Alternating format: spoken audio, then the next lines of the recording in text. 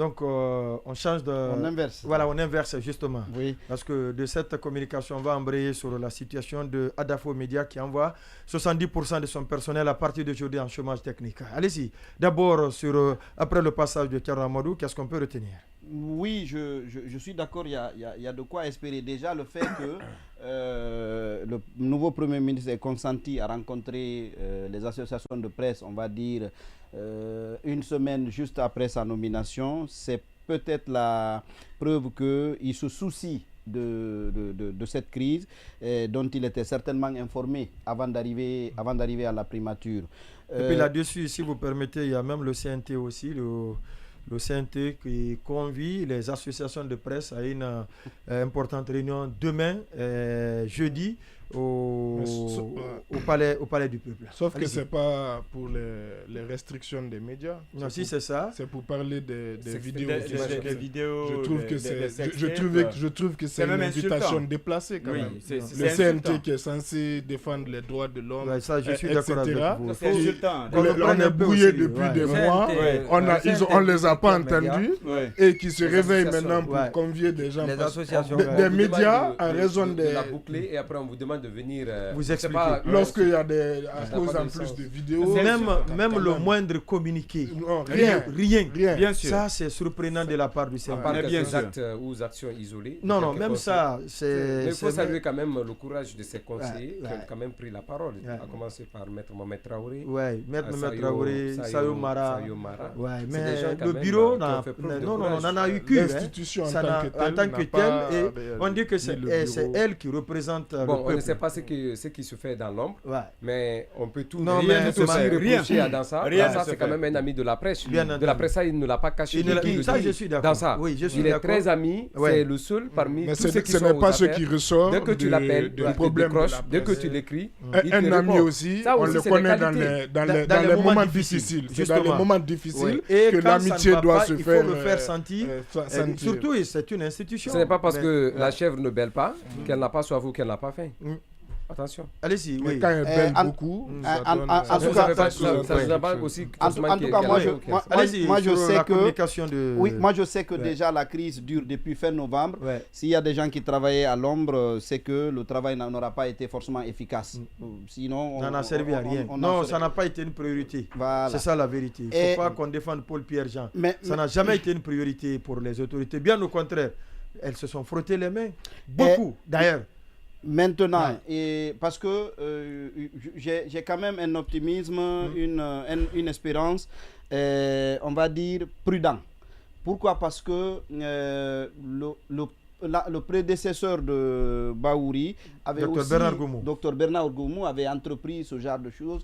Il était bien volontariste. À un moment donné, les gens qui sortaient de la rencontre trouvaient que il le voulait, il avait envie de bousculer, mais ça n'a pas marché. Voilà, ça n'a pas marché.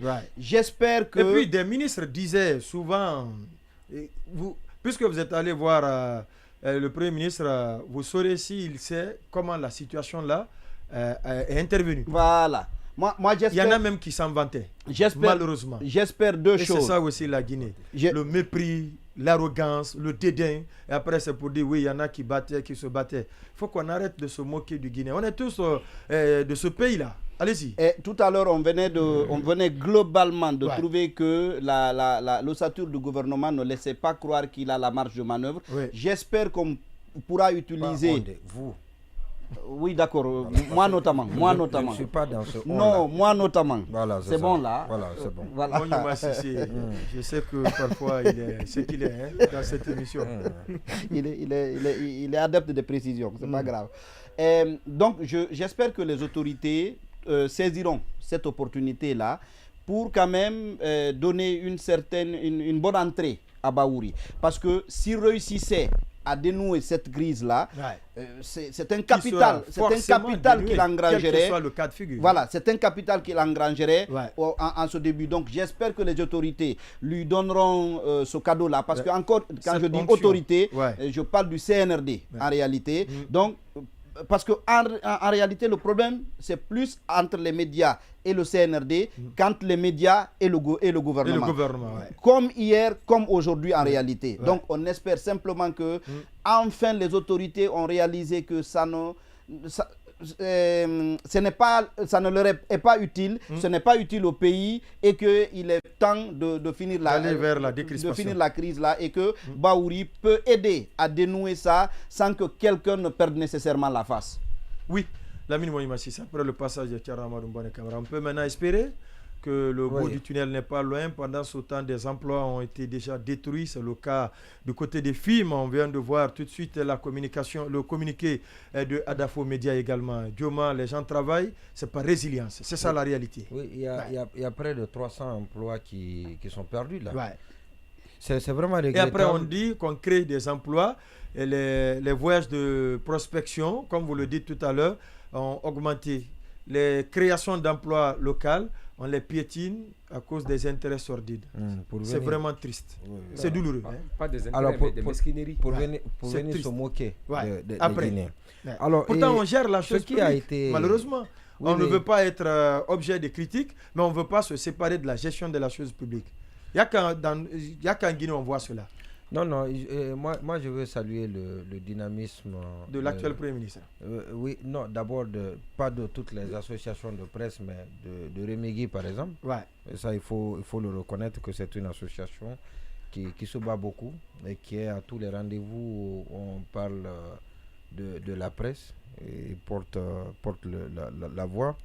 Et je salue aussi le Premier ministre et sa proactivité. Et parce que ce n'est pas évident, il a un agenda très chargé. Et la priorité des priorités aujourd'hui pour un Premier ministre nommé, c'est bien évidemment la formation du gouvernement. On en parle d'ailleurs. Et le pays ne fonctionne pas. Le pays est sur cale. Et vous avez vu les visages qui gèrent le pays. À la présidence, quand il a été salué au secrétariat général dirigé par ces gens-là, c'est eux qui doivent apprécier les dossiers. Et tous les financements sont bloqués en ce moment-là. Donc le pays ne fonctionne pas. Et ça, c'est un problème. Donc, malgré tous ces problèmes qu'il y a, donc il y en avait déjà, et ça s'accumule, et ça s'amplifie avec la situation de crise liée à l'absence du gouvernement. Donc, il reçoit, il donne rendez-vous, il se rend disponible pour la presse pour discuter de ça. Je n'en ai aucun doute parce que lui, il a vécu ça. Il a vécu ça avant qu'il ne soit Premier ministre. Il était là, et il passait, on parlait, on échangeait. Avant qu'il ne soit Premier ministre, il sait un peu, mais peut-être que les tenants et les aboutissants au sommet, il ne sait pas ce que les autorités pensent et pour quelles raisons ces autorités ont pris la décision de la faire boucler les médias les médias en les censurant sur Canal et bien évidemment les ondes, brouiller les ondes aussi.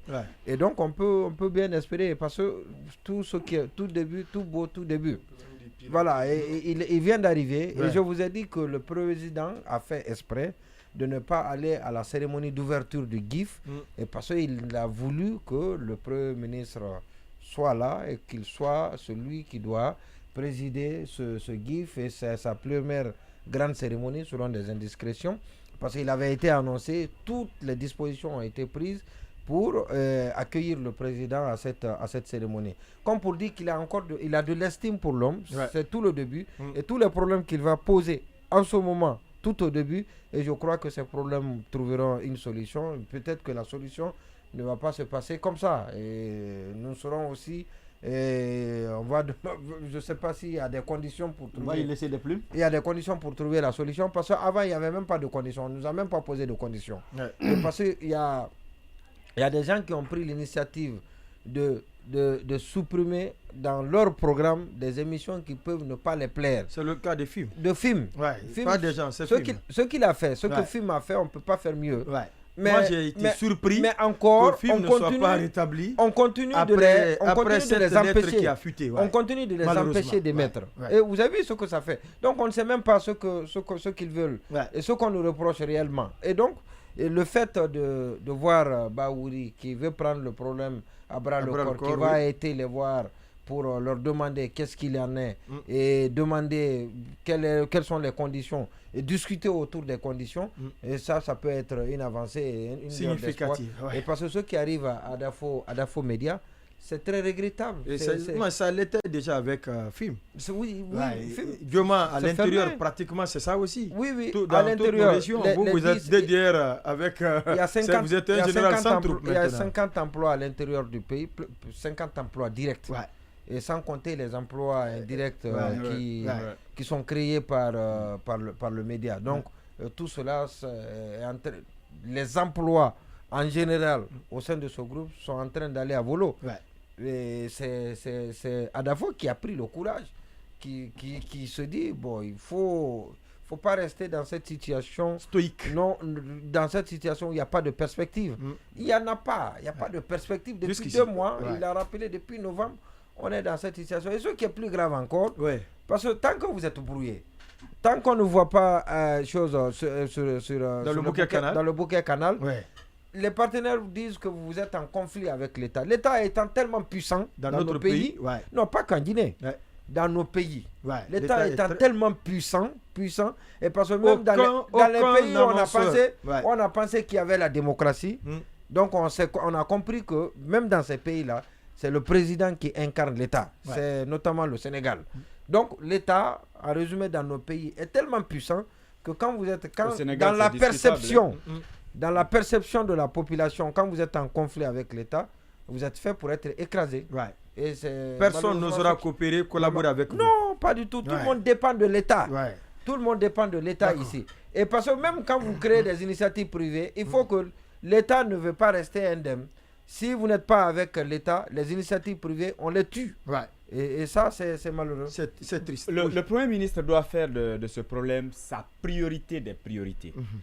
Parce que si vous voulez avoir des investisseurs sérieux, si vous voulez que les partenaires vous accompagnent, je ne suis pas sûr qu'un partenaire qui sait que dans votre pays, les journalistes sont arrêtés, les médias sont muselés, c'est-à-dire il y a des restrictions, l'Internet et tout ce qui s'ensuit, un investisseur ne viendra pas dans votre pays. Comment vous pouvez convaincre quelqu'un que vous êtes là et vous allez faire un résultat où vous voulez bien conduire votre transition, pendant ce temps on vous dit que les médias sont en train de fermer ou sont en train d'être fermés ou que des journalistes sont en train d'être arrêtés et tout ce qui s'ensuit, ça ne marche pas. Pour rassurer l'opinion nationale et internationale, je crois que ça commence par là. Les premières actions à poser, c'est d'abord revenir à cette situation, faire en sorte que cette situation revienne à la normale. À partir de ce moment-là, l'opinion comprendra qu'attention, on a un nouveau Premier ministre qui a un nouveau programme et qui va faire des choses autrement et qui accorde ou qui attache un prix au respect des libertés, de la liberté d'expression et des droits humains. Je crois en faisant ce premier pas, il crée une possibilité de réussite pour lui-même. Parce que là, c'est vraiment un passage obligé. Maintenant, s'il parvient à résoudre ce problème-là, à mon avis, on comprendra que celui qui est là a non seulement la volonté, mais aussi a les coups de franche pour poser des actions qui peuvent faire bouger cette transition. Je pense que c'est un le cas d'Afo, malheureusement. Voilà, et là, c'était prévisible, ça avait été annoncé. C'est douloureux, et on a vu avec film, mais c'est quand même, je me demande, avec cette transition, on se glorifie avec quoi? Dans les autres pays, il y a d'abord l'emploi, il y a la liberté d'expression, on vous parle là du respect des droits humains, il y a le développement et tout, mais chez nous, là, s'il faut lister, peut-être c'est commencer par dire on est parvenu à fermer film, on a essayé, on a contraint Lamine Guirassy à envoyer 70% du personnel à truc, on a poussé Dioma Media à fermer peut-être à l'intérieur. Ce n'est pas un bilan. À mon avis, c'est quelque chose qu'on ne peut même pas... L'idéal voudrait...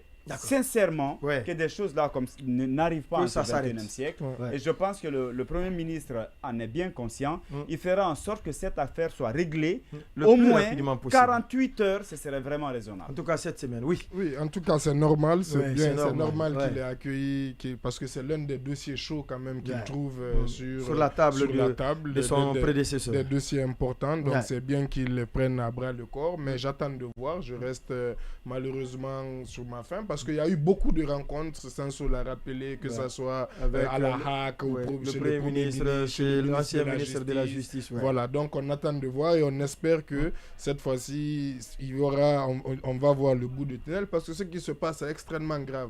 Vous savez, j'ai dit aujourd'hui sur cette question de Adafo Média, la mise en congé technique de 70% de son personnel, je l'ai appelé, c'est le débranding Guinée. Vous savez, l'objectif du branding Guinée, c'est d'attirer les investissements. C'est l'un des objectifs principaux du branding d'un pays. Et là, c'est quand même l'illustration justement du découragement à l'investissement, parce que vous avez des entrepreneurs qui se lèvent, qui prennent des années pour construire, pour construire, qui prennent des risques, qui prennent, qui font de la sueur, et vous voyez, en un claquement de doigts, en quelques semaines, en quelques mois, vous voyez l'État qui est censé ces questions d'humeur, l'État qui est censé protéger les investissements, qui est censé protéger les Guinéens, qui est censé attirer, encourager les Guinéens aussi à investir. Et vous voyez, en un claquement de doigts, tout ça est remis en cause. Donc ça, c'est décourageant. Après ça, c'est-à-dire ça donne à réfléchir, quoi, pour ceux qui espèrent, qui veulent investir ou rentrer en Guinée. Voilà, donc c'est vraiment une triste image pour notre pays, cette annonce de congé technique. Et malheureusement, c'est le cas. On vit tous une situation très difficile. Vous l'avez rappelé, à Djoma aussi, c'est beaucoup de larmes, de sueur qui font qu'on continue encore à assurer le service minimum avec nos émissions. Sinon, la situation est extrêmement grave. Et c'est terrible en tout cas. Et terrible. Vivement qu'on sorte de ça. Habib Marwan, on a 1 minute. Allez-y. Vous savez, il y a une anecdote de chez nous qui dit que quand vous trouvez 2 chèvres qui ont soif, la première qui passe tout son temps à bêler, la seconde qui est frappée certainement par la soif exagérée, n'arrive plus à se mouvoir.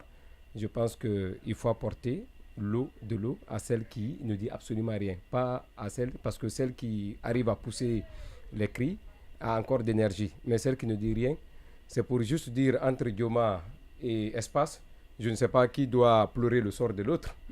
Parce que nous-mêmes, certainement que Espace... Vous en riez là. C'est pour vous dire que... Bon, je préfère ne rien dire. Donc je pense que...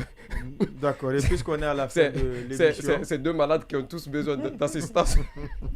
Habib Marwan Kamara, Baïla Amadou Traoré.